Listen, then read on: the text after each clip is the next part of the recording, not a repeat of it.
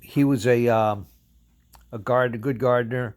Had two jobs. He worked as a kind of a gardener, took care of the horses for a mansion in Nahant, Yeah, and he worked in the foundry. yeah, That he'd walk every day and then stop for a pint on the way home. yeah. And he always paid, and the bartender liked him. He went to his funeral. It was nothing but good words to say about Grandpa. He was a good man. He was like you. He didn't have a lot to say, but when he said something, he meant it. His heart was in his mouth all the time. Yeah. And he loved nice music. God love him. Was he a dancer? I have no idea. I never saw him dance. But you saw him sing. Yeah. He used to sing ring on bells on your fingers. Bells on your fingers. Something on their toes. Elephants to walk upon. My little Irish rose. My mother's name was Cecilia Rose. So he used to sing that song to her. So he is too young to live. And next St. Patrick's Day, you'll meet oh do jiggle jay. Oh say. Okay. Trogan Rose.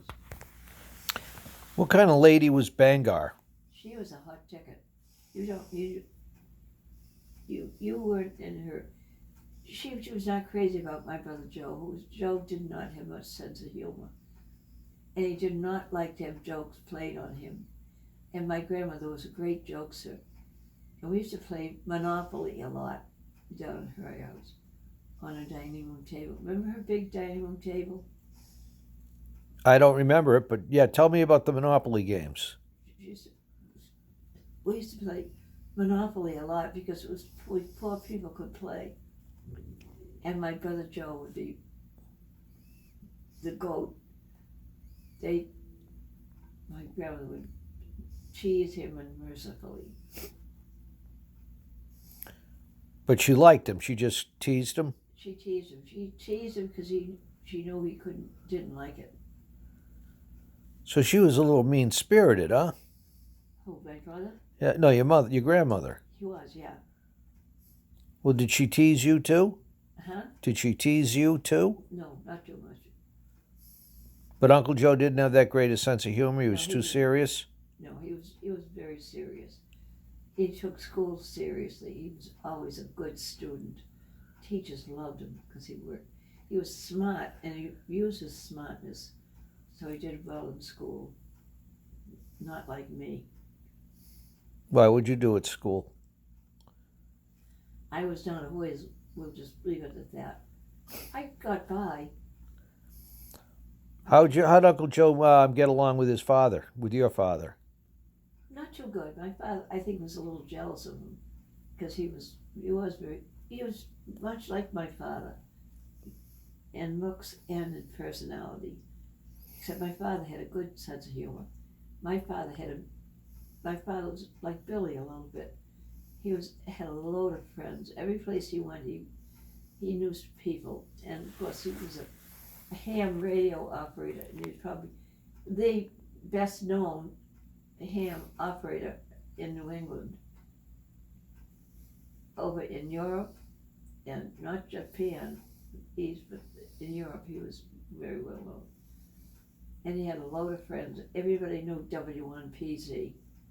CQ calling CQ, right outside my bedroom door. I listened to that at night so many times, go to bed. He stay up all late playing, being on the radio? Oh, yeah. And my mother would be saying, Joe, come on, go to bed. And he'd stay up a little bit longer.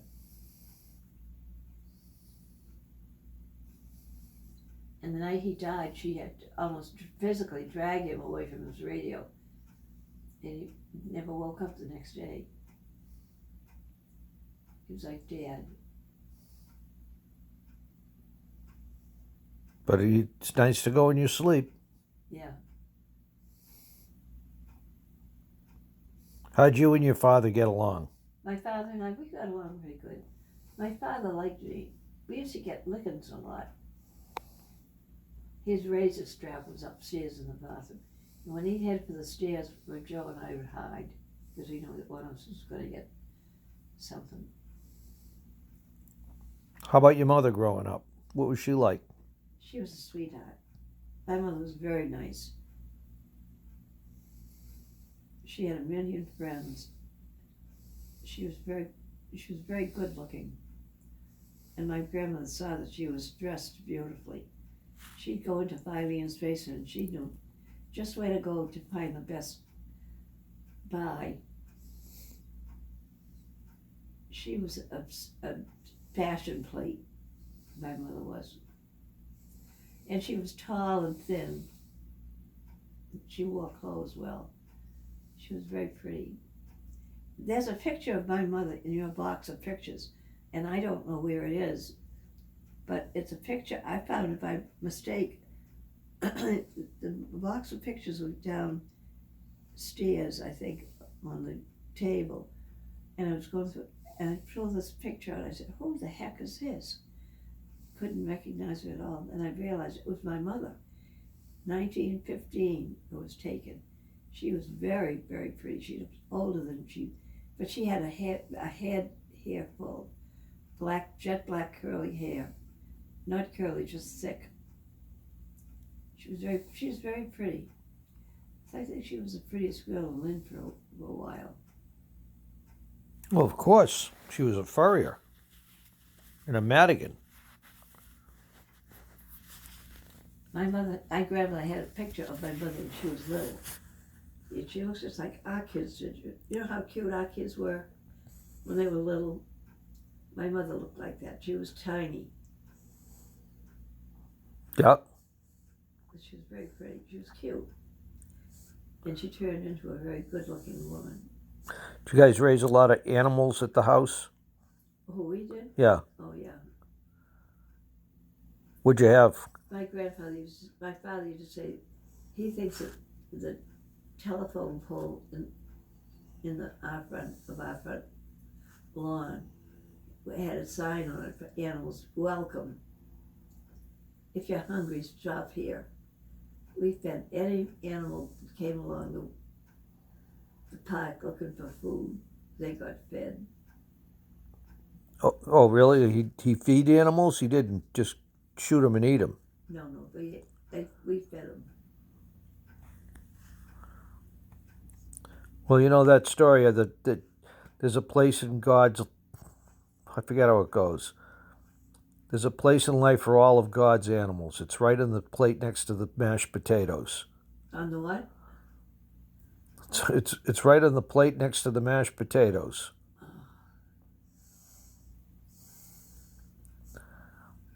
My father was a big eater, I'll tell you. Yeah. He was a big man.